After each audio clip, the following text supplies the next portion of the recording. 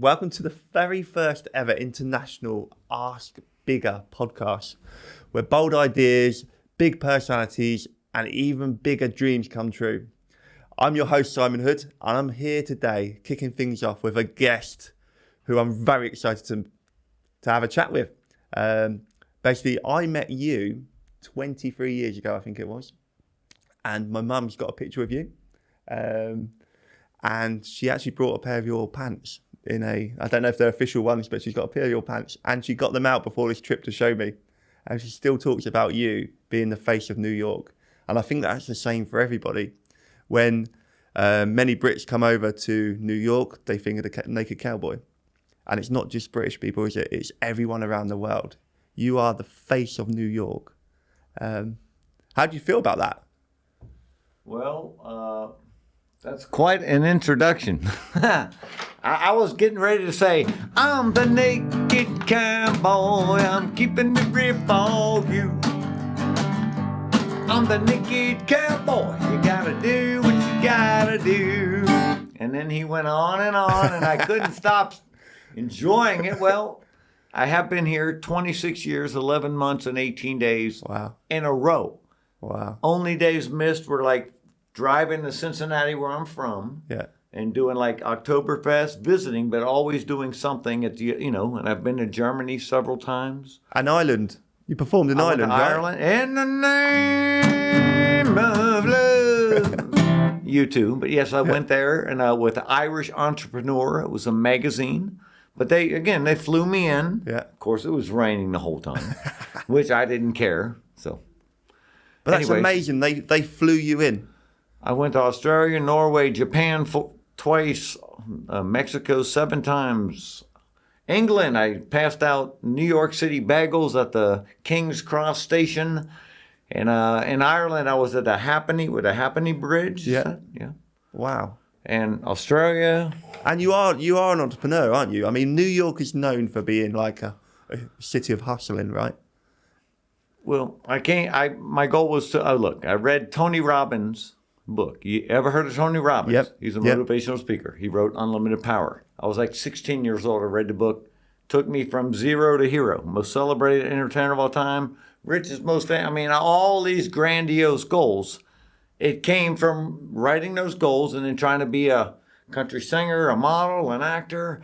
I mean, all these kind of things. I'm just saying, but I was focused, writing a goal, most celebrated entertainer of all time. Yeah. And it just basically elevated to where I ended up in Venice Beach, 1998, doing a shoot for a nude magazine. Playgirl. Okay. So I'm shooting a nude magazine. Most people would have said that's the dumbest thing you should do. That's ruining your career. Well, yeah. But by doing that, I ended up being on the boardwalk in my underwear, boots, and hat, turned in a Naked Cowboy, and I went to Cincinnati, back to my hometown, did it in my own hometown, got arrested, but made the news, and then I had all those components, and I went city to city to city for 2 years, came to New York 26 years, 11 months, 18 days later. That's the day that, so it's a platform, and it's been extraordinary. So let's go back to when you got the little cowboy out. That's quite, not everyone will be happy to pose for nude, right? That takes a lot of confidence. Well, I was born naked. Okay. Yeah, like it. I don't know. I don't have that issue, I guess. Maybe that's my biggest issue. And it's all like Freudian, like it's all being subdued. Yeah. And I'm trying to look like the greatest guy in the world because I don't have a penis. It's possible. But I'm married. My wife seems happy. I'm happy. I've always had beautiful girlfriends. Who cares? So it's not that important. I'm more of a Carl Jung guy. At home, do you stay naked all the time, or do you? Actually, ironically, I sleep in a fur coat, 3 pairs of pants, 2 pairs of socks, mittens, scarf. It's kind of a. No. I actually sleep completely naked. Oh, really? So what? Sometimes I wear socks. Your feet can be cold. I had hair issues. Right.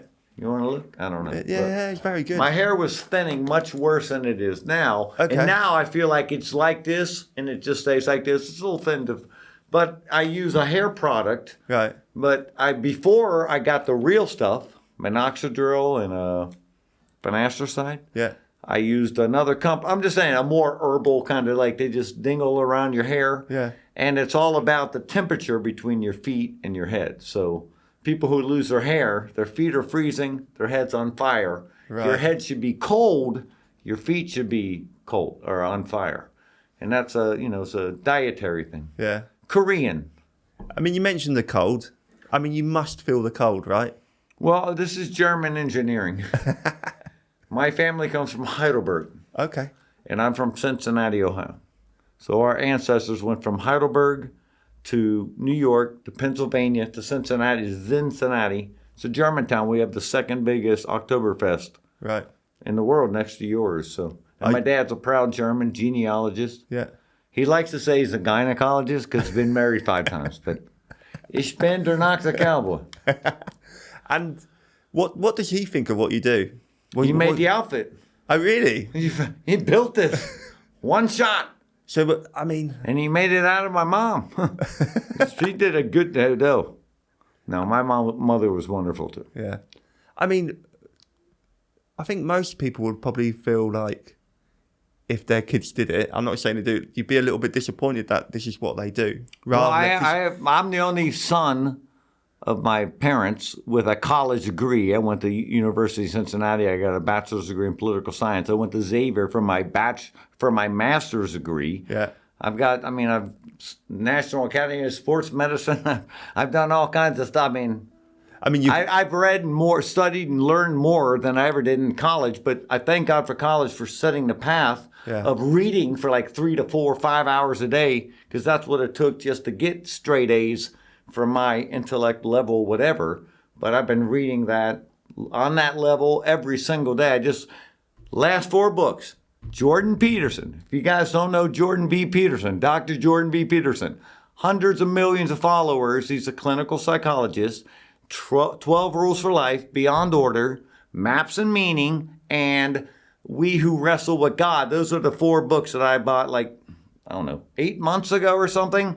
I'm on my second time. I write almost every line. Now I'm on the yellow marker. Then I'll go to the blue marker, throw it away, get it again. But massive, massive. Jordan B. Peterson. You can YouTube him. Again, it's clinical psychology. It's what we're doing. It's what I'm doing. I'm taking over the world. I'm here on a podcast, right? Yeah. I'm going to be famous. I'm going to do something. I'm going to get as much knowledge as I can and communicate it to as many people as I can. You are famous. Well, I know, but it doesn't matter. There's no end. You have to have a transcendental ideal.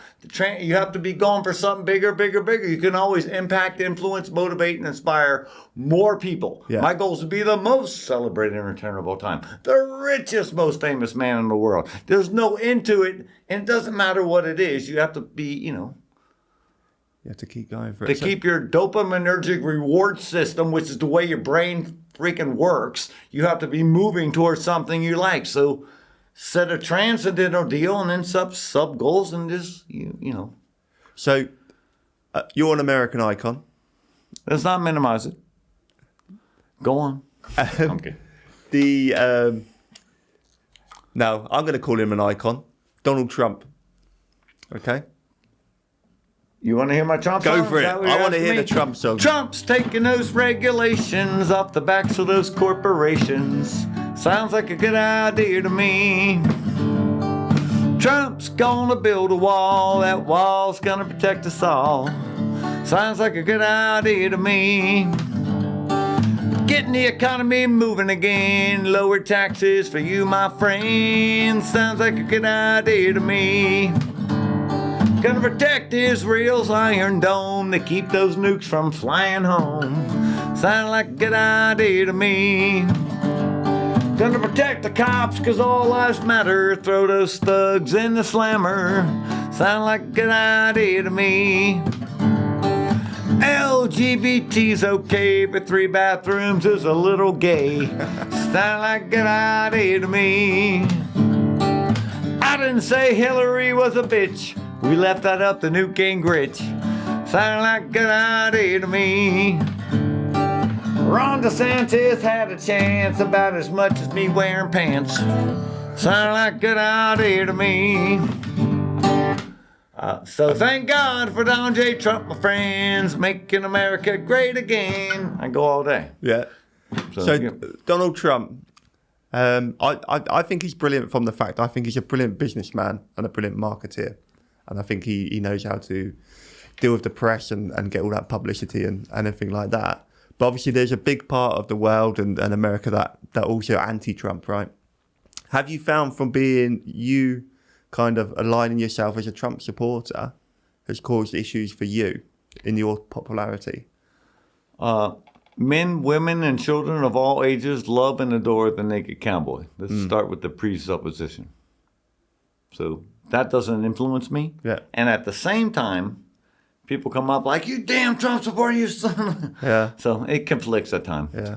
But I would say overall with my Trump support, I just had that sticker for like 2 days. Yeah. Because they had the anti or no kings rally in Times Square.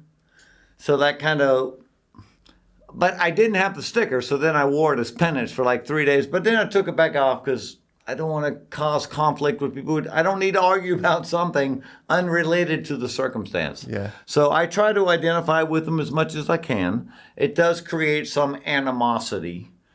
But again, I want to stand up and be, but again, I'm not standing up for my animal rights right now. It's not relevant, so. So if Donald Trump come to you and said, hey, Naked Cowboy, I want to do a duet with you. Duet? Yeah. Well, sure, we'd be like, Trump's taking us, Rick.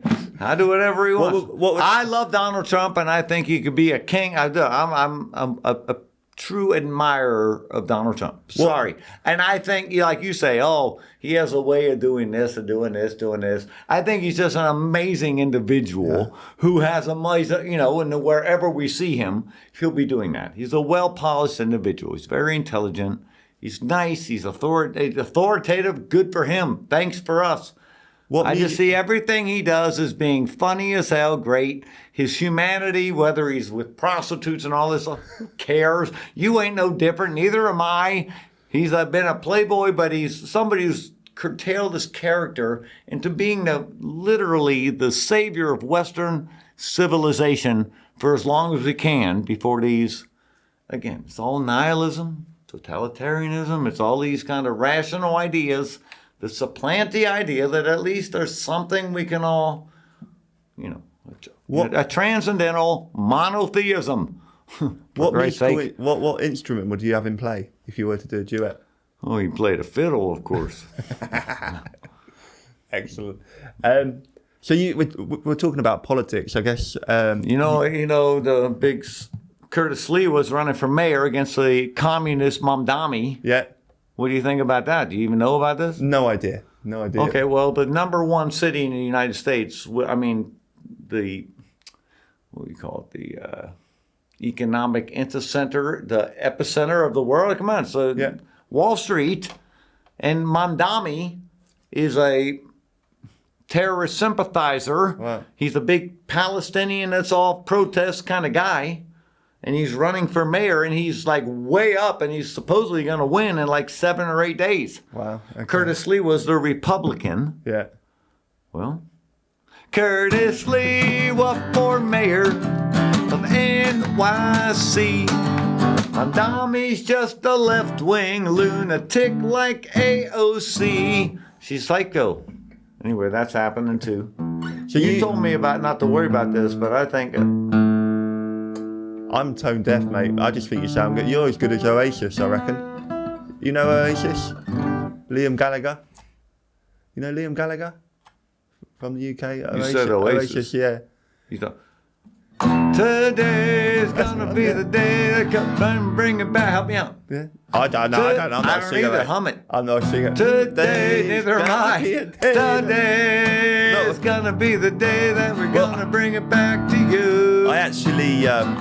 when the Killers entered the UK market, I helped promote them. Oh, yeah? Yeah. So I'm a big fan of like indie music, like the Killers and stuff like that. Random Flowers, Mr. Brightside. But anyway, politics. Let's get back to politics because you have, is it a degree or diploma in? I have a degree in political science, but that's nothing. I mean, I went to college and I learned about whatever. like I said, the structure of just reading and studying every day, I think that's the main thing, I think, Yeah. for But me. you ran for mayor. Naked cowboy for mayor of NYC. 'Cause no one's ever done more with less than me.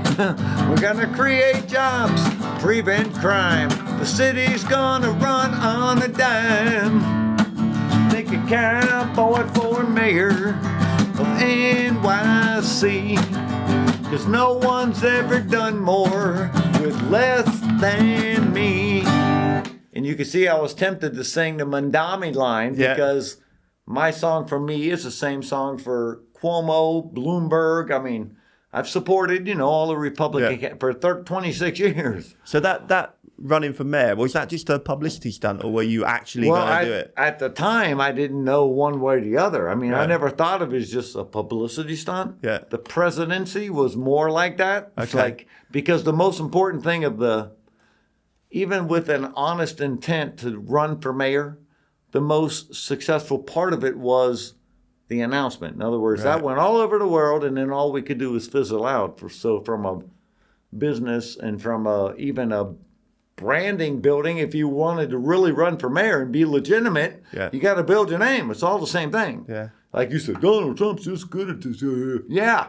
Goddamn, God bless him. Yeah. And you're trying to be just like him. And so am I. I'm trying to be So Donald I think Trump. we're all trying to be as articulate, as wonderful, as knowledgeable, as informative. We're all information foragers, right, into the world. We're trying to build our map through new experiences, dropping into the unknown, places we haven't been, gather new information. That's the whole mythology of the whole world, all the way since the Enema Elish to the freaking, what is it? Greek mythology with Osiris, Isis, Seth, and Horus. I mean, that's what we're doing. Yeah. So it's just cool. Did you get any votes? Did people vote for you? I didn't go that way. I lasted 7 weeks. I was Okay. out already. Oh, wow. And that was because I was getting, I got a letter in the mail. You got a $10,000 fine or a year in prison for not filing this particular paper, which, of course, we never knew about the paper. So we were able to fill it out and go down there the next day. Oh, it's all waived. But that's a level of seriousness. Do you think they were fearful that you might be successful there? I don't And then, so they can't No, just elaborate I think thing? these rules are set up because in order to be a serious contender, you got to know the rules and be a serious contender. Right. I don't feel like the patriarchy is oppressing me. Yeah. There are strict rules and regulations to develop or to determine how you're like a joke or serious. Yeah. You got to pay to play. So I can complain. I got to pay $1,000 a month for my parking. But you got to pay to play. If you don't want to do it, go home. yeah. So would you run again? Well, we'll see. It would have to be a more serious circumstance. Look, I do everything I can to serve, but I don't know that I need to be the mayor of New York City. I think you are the unofficial mayor, aren't you? Anyway, right? Well, that's my point too. There's the higher order. Yeah. More people will come to see you than the mayor. So you're clearly a very motivated person. Most celebrated entertainer of all time, richest, most famous man in the world, exponential growth of my name, brand, and net worth at all times, and I could go on. But It's boring. What gets you out of breath? That gets you out of breath. writing it, reading it, celebrating it, reading these books right now about mythology, hours in the morning. I mean, every moment of my life is dedicated to being the coolest thing I can think of, which is just the attempt, right? Again, there's the knower, the known, and the unknown. You are the knower. You already know what you know. And you never And think... you're trying to get more. I mean, that's what we do no matter. It's psychophysiologically impossible not to do that. Your nervous system, you are built to go do more stuff. And just knowing that and be like, okay, and knowing that your entire development is punctuated by problems and by going into unknown territory, you're dealing with me. I might be opening all kinds of webs of new ideas for you to think. I mean, this is what we're doing, right? Yeah. But to actively just do that, that's what you are. To stay in the known is to be stultified. To be in the unknown is to be chaotic. You got to be just razor's edge of the now.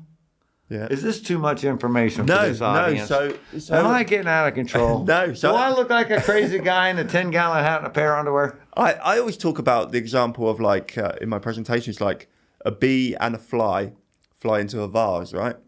And the bee's very logical. He just flies down and he ends up dying. Whereas a fly will just go mental until it gets out. So I always think a chaos is good. I love a bit of chaos. And I think, like you say, you can play it safe and just conform, or you can go out there and be different, follow your dreams. And I think you just end up achieving more and being happier in life. And I think we're scared to. As children, we're told, follow the rules, don't ask questions, all these different things.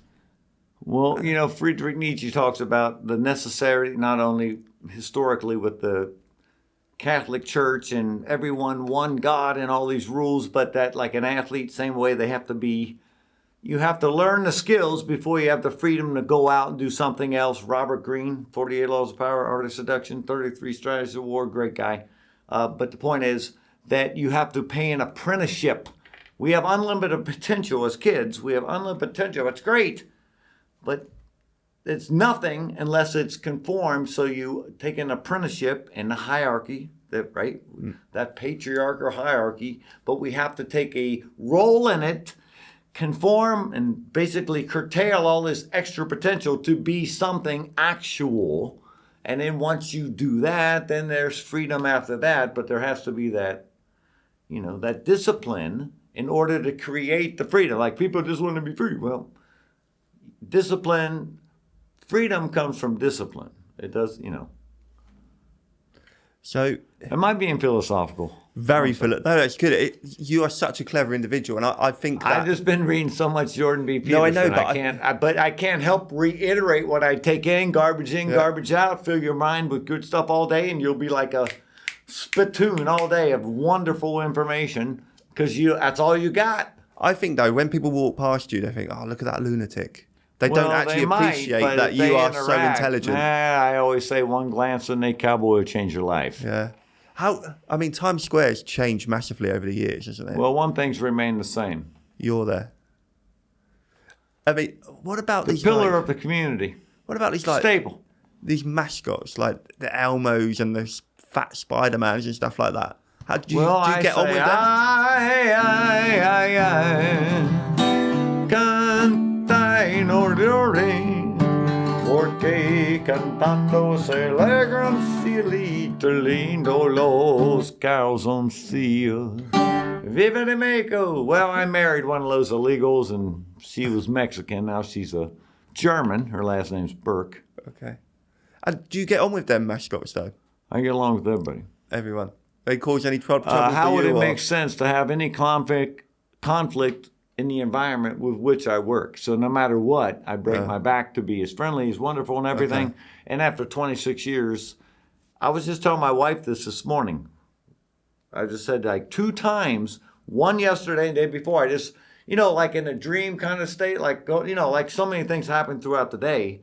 But there were 2 instances I remember where someone kind of like got up in my face for, like maybe they were whatever, but the 2 guys, different people came right to my aid and whoa, like as if they were my bodyguards. But again, I'm with these guys all day, every day, so they are in a sense, but I was surprised how quick they came to my defense and how quick I brushed it off and only thought about it later, like, all right. I said I'm always protected. That's nice, isn't it?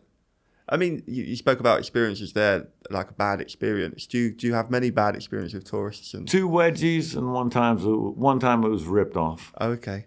But it got national news. So. But by a woman or a man? Okay. When it got ripped off. Yeah. It was the day that Joe Biden was unofficially elected president of the United States by the press. Right. Which was a dereliction of duty on the part of the media. So it was showing up on what used to be the Good Morning America, but they went out of business. Now it's a homeless shelter. Biden. Anyway, so on that day when Biden was elected, I had my Trump guitar in the morning, and we still thought Trump won, and he did. It was stolen, but Anyway, so because of that, when that happened, I went down and put my regular guitar on. Okay, if he won, he won. And I went out, and somebody who had saw me earlier came running, and it just happened real quick. So, you ripped your underwear? Yeah, well, he just pulled me down, knocked me down, and ran off. And people picked me up, just like I said the other day with people supporting me. Yeah. Picked me up. I was at 44th. I parked like 100 yards down. Yeah. I went down, put another pair of underwear. Actually, I was bleeding, but I didn't even notice it. Came back out, was right back where that had just happened, like maybe 6 minutes later. And a lady came and dressed the wound on my knee that I didn't even know was bleeding. So as always, again, that's what we're talking about. That spirit to just, you have your mission, you do it, you believe in yourself, you go forward, and that's it, I think you're going to try to identify. And it's easy to not get off track. Yeah. I do it myself all day long, but just keep trying to get back on track and just do it. I think there's a lot of jealousy in life, right? Isn't there? People are jealous of people being successful. Resentment, yeah. I mean, how do you cope with that? Well, I don't feel like I have any. I mean, somebody might walk by or say something, but I don't experience much resentment. I mean, I experience my own resentment. Like, God damn, I can't do this thing. I mean, I'm the biggest, whiniest baby in the world at times, But I know when I recognize it. I mean, when I'm grumpy, I'm grumpy. Well, I'm not going out in front of people when I'm grumpy, right? Do you have any advice for people about how to overcome that element of not giving a shit, basically, about what people think about you? Well, you have to give a shit, I think, more than anything else in the world. You do need to care and all that on one level. In other words, from your character point of view, you want to be the real deal. Look, if everybody's talking shit and saying all this stuff and it's not real, and you know it's not real, it doesn't bother you. If you have 10% of you that agrees with them, well, then they're going to get under your skin. So correct it, right? So in other words, be as real and authentic and have as much agency as you can and be like your own thing. But don't do it just because for no reason. Do it because you want to support and be an example, a motivator, an inspirator, whatever, of other people, right? That's all good too. I don't know. You just... How many... You gotta want to do... Come on, there's nobody who's listening to my voice who doesn't want to be everything they can be. So at least... believe you can be it, and then just work towards it. What the hell? That's it. How many pairs of underwear do you own? Oh, just one. Just one. So you wash it every day, or do you... We buy, Fruit of the Loom, FTL. There's very limited sites that have boys size medium, which is what I'm wearing. They're very tight, and they last. They can last for a while, depending, but. They're painted. My wife paints them. We do 6 packs, and I have probably a bag this big with probably 40 pairs that have been worn twice. A same bag that's been worn once. The ones that have been worn twice, they're either perfect or they get thrown out. I get to the one, so it's a constant recycling.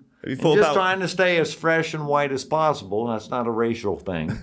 Have you thought about selling them on eBay, the used ones? They're $25. They've been sold for years. They're called Skid Marks brand underwear. Okay. Made by the author. Brilliant. And in terms of, so you're married, right? Yes, 14 years. Look. Oh, sorry. I've seen clips of you where you've been, you pick women up and you grope. I pick them all. I mean, I do that for them. And she doesn't mind. She's out there right now. She got there about 20 minutes before I left today when just I walked down like whatever. She's there right now. And so she comes in on the train. She goes down. She gets in my car. It has like an office. Yeah. And she's out there and she's got people from TikTok. She got hundreds of thousands of fans and they're all, no matter what, she's interacting, doing Facebook Lives. Wherever she goes, she's doing the same thing. Way more successful, at least in terms of social network expansion. Yeah. And that's because she's a girl and girls have an unfair advantage. Has social media changed or helped you? Has it made a difference to you? Yes. When I got here trying to be a model in like 1998, I was coming here to have one photographer take my picture that I would take to a photo lab that I would blow up. It'd have to be the right one, approved by the agent and everyone else. And then I'd get another photo, and then I'd build a portfolio, and then I'd go door to door to door and say, do you think my pictures look good? And now I can walk through Times Square and have 100,000 people, 50 professional photographers take my picture that I know by name that would accomplish the same thing in 30 minutes, of course. And just like the manager of a restaurant who starts off at the dish tank, works every area and knows the business, I started from when you had to fight to get a picture. And again, I went through the whole process, and now it's like everything is handed to me on a silver platter, and that's the lesson. It will be handed to you on a silver platter, but you have to do the work to make it that way, right? So, and again, it's the fun of doing the work. If I had everything I wanted right now, what would I do now? I'd have, fall over dead? It's over? You got to have a drive. Okay. I mean, will there ever be a time when you hang the pants up? I just went on Kennedy Saves the World. A big Fox News network said the same thing. It's like, I don't know. We are the known. We know what we know. We're the knower. We don't know what's going to happen next, right? So what's your plan? My plan is to kick ass, go to continual movies and reshape the Statue of Liberty and put my fist up there. Get rid of the Empire State Building, build a... I mean, we all want to do so. Hey, you got better legs. We grow toward... Well, I didn't want to say it. She is French, after all. Probably doesn't shave them. I don't know if they don't shave or not. I mean, how many times have you been arrested? 25, 30, like anybody in America. Any black guy like myself. And you research, or when you Google Naked Cowboy arrest, it comes up with the one in, is it Daytona Beach? Yes, I went down there for Daytona Beach Bike Week, which I've done for 25 of the last 27 of them. And it was a new patrol on line, new patrol, probably, like they had a new ordinance saying you can't panhandle, which means to ask for money in front of the businesses. So it's seen as anti-free speech because, the rich guy can build a restaurant, but the poor guy can't stand out and say, can I get a buck in front of it? Like he owns the land. So anyway, they had a new ordinance, and I was just walking down the street. People were taking pictures, and I happened to fall into that little police trap, if you will, like a little designated area. And they were saying, you can't take tips, because people just give them. I'm not asking them for money. So anyway, okay. I walked another 10 feet. People continued to take pictures, and they continued to put money in. So they saw that as me being disobedient. But that's what happened. And so they grabbed me and they accidentally broke my guitar, and $90,000 later, well, I fought the law and I won. I fought the law and I won. It wasn't like that, but that's basically what happened. They didn't even argue though, did they, against it when you took them to court? I don't know about that. An attorney came to me pro bono, John Phillips. He represents the Lion, not the Lion King. Anyway, it's a famous show, and this guy, it's his tagline. He represents this other guy, the Tiger King or somebody. Oh like that. Yeah, I know. Yeah, Tiger King. So, anyway, so that was a decent payout for you then, right? Did that take away? I think I got $53,000. So it was $90,000, and I've had several federal lawsuits. 33.333 goes to the attorney always. Yeah. And I had whatever I would have gotten after 90, 20% of that would have went to my manager, and that's just standard. I wasn't trying to get a payday. I just happened to get arrested. These things manifested themselves around me, and they were orchestrated in a way that protected the law, that showed that I wasn't like an aggressive panhandler. Yeah. And appropriate people along the way who manifest I got paid appropriately. And you've also got this brilliant brand that you've built up too. You've got to protect that brand, right? I'm the naked cowboy. I'm keeping it real for you. Now that's subjective. I'm the naked cowboy. You gotta do what you gotta do. You're not actually naked though, are you? You got pants. He said, hey, you ain't naked. I said, nor am I a cowboy. Why a cowboy? Why not an astronaut? Naked cowboy. Naked is a metaphor for honest. Cowboy is a metaphor for, traveling the new frontier. So the cowboys came over here. They conquered the West. That's already been done. I am conquering in the media age. I'm a completely honest, sincere guy. Says, I'm taking all the fucking media and taking it home. That's it. And it's just to ambition, drive, determination, desire to be somebody, which I always felt like I had to be somebody. And if you feel that inside of yourself, you might try it yourself. Do you have any advice for anyone trying to build a brand? Well, we have franchise available. You call 866-99-NAKED. My manager's Todd Rubenstein, has been for all these years. And you can basically... He'll explain exactly where to get the boots, hat, and underwear, the exact same make and model, or you can diverge a little bit. You sign a indemnity kind of thing, something such that you won't do anything irrational outside of being in the underwear, boots, and hat, and you can be a franchisee and take over any part of town. If you tomorrow or right now, and I can make this happen. Okay. You put on your underwear, boots, and you have underwear on? Yeah. Well, right, boxers. so look, you have underwear on. Yeah. Well, hopefully. What kind of pervert is this guy? Jesus. You do have your underwear. Yeah. Okay. So we give him the hat, boots, and underwear. And I guarantee you, if you did that, they'd be talking about it. And if you went home, you'd be the talk of the town no matter what. Well, who's he think he is? The other guy? It wouldn't matter. So I could be the naked cowboy in London. Naked Simon. In Piccadilly Circus, I could be there in my pants and my cowboy. I went to King's Cross Station. I went to the London Eye. Where else did I go? I think I'd get arrested. But that'd be good publicity, you know what that right? does? Exactly. Yeah, good publicity. Excellent. You want to sing a song together? Come on. Country roads take me home To the place where I belong. That's terrible. West Virginia, country mama, Take me home. down country roads. I mean, would it make you feel more comfortable if I was naked? Yes, let's do it. Well, wait a minute. He's got a sweater underneath. Well, he's got a sweater underneath, and he's wearing pasties. Do you veet? Or do you shave, or you're just not a hairy man?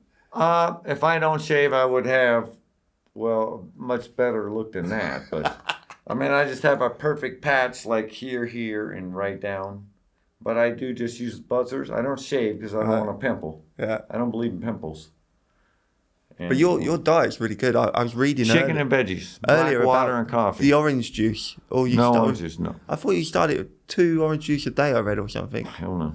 Don't like I orange wouldn't juice. drink an orange juice or a fruit for $1 million. Oh, really? Fruit passes what's called fructokinase kinase 1, which is it's a part of carbohydrate metabolism where sugars can be stored as glycogen in the muscles, but fruit skips that phrase. I don't eat fruit. It'll make you fat. Look at all the Latinas. The Latinos, They live on the fruit. They think they're eating better. I've had so many that were friends. I try to help them. But they just love fruit. And they think it's, the perception is, it's healthy. But it's just plain bull out sugar. You don't want it. So chicken and veggies. Lean protein and carbohydrates. You need energy. Fibrous are going to keep you the best. But they're not good for energy. You need a little baked potato, sweet potato, rice. But those are the things also that are high, dense calories that are gonna, if you're eating more than you need, they're gonna spill over into fat, right? So you want to keep yourself protein, like a cat. You got what you need for your muscle. That's all you care about. You want energy? Work harder. Make that mental. Some carbohydrates, chicken.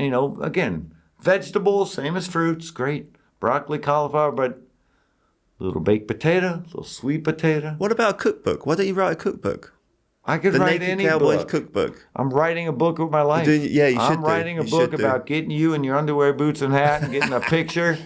So, quick fire questions. cutting your hair. I've cut it before. Yeah, for the mayor thing, right? The president thing. I have a Korean.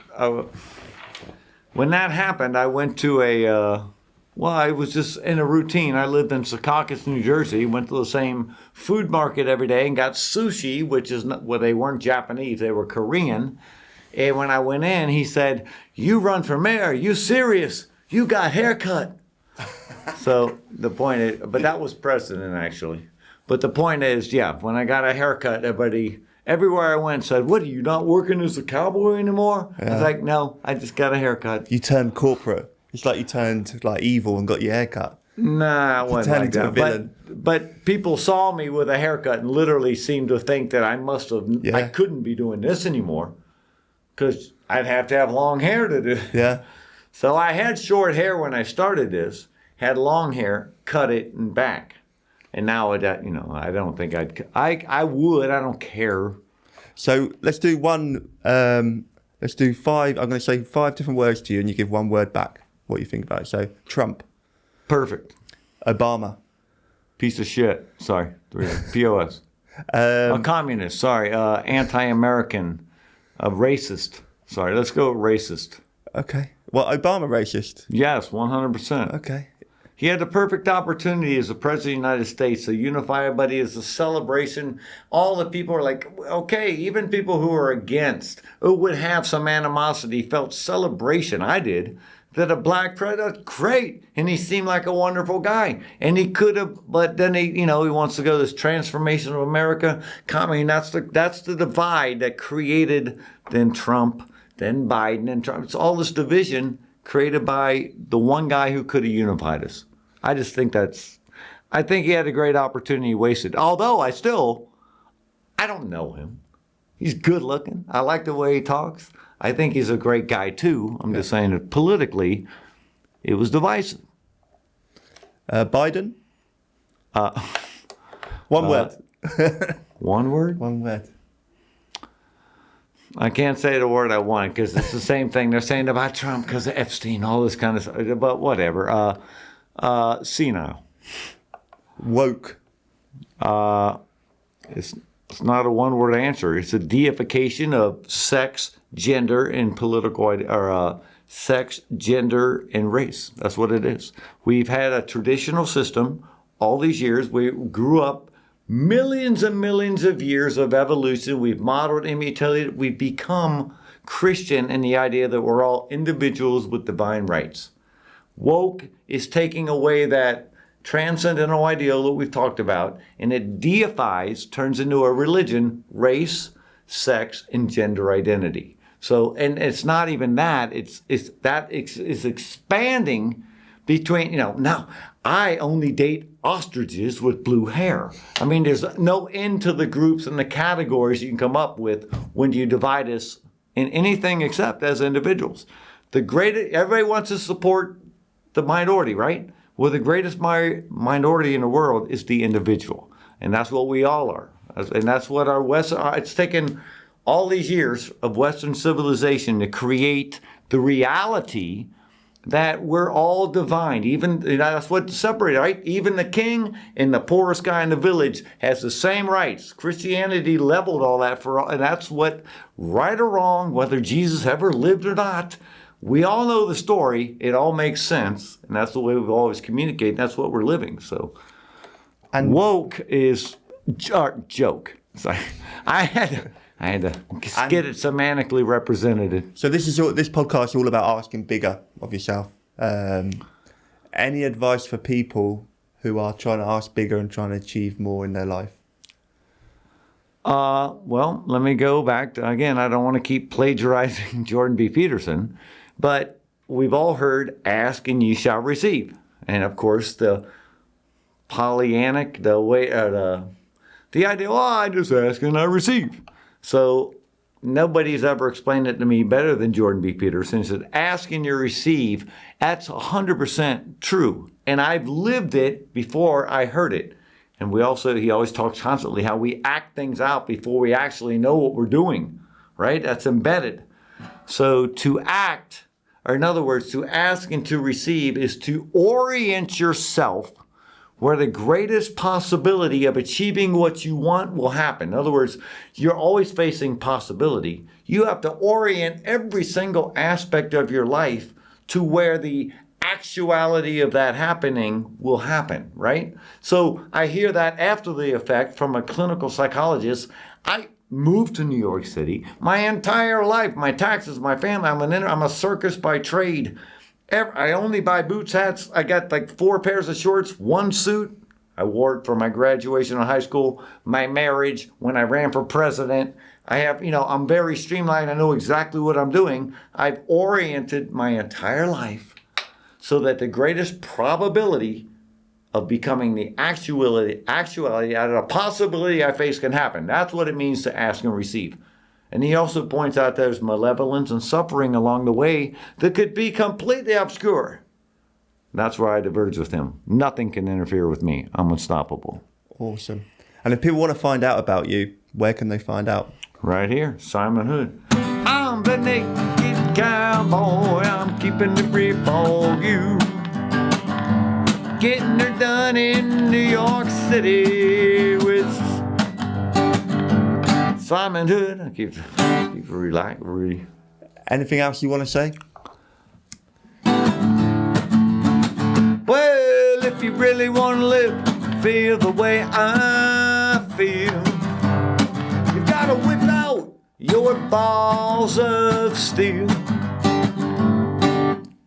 Excellent. I'm the happiest, healthiest, wealthiest, most beautiful man in the world. It helps if I play that song when I'm feeling down. Are you feeling down? No. Well, I could say no bad. right now. I've brought you down. I could say that right now, right? In the contemplation, you know what I mean? Yeah. I mean, that's... You have to be, You are smashing it. You have Thank to you be so vigilant. much, mate. You have to pay attention, and no matter who we are, it's tough. So You honestly are smashing it. You are brilliant. You're an icon. Thank you so much for coming on this podcast. Thank really you. Thanks for having me. It. And Nice one. homophobes say I'm a queer, but I like chicks and beer. Everywhere I swing my ass in my cowboy gear. Awesome. Thank you very much, mate.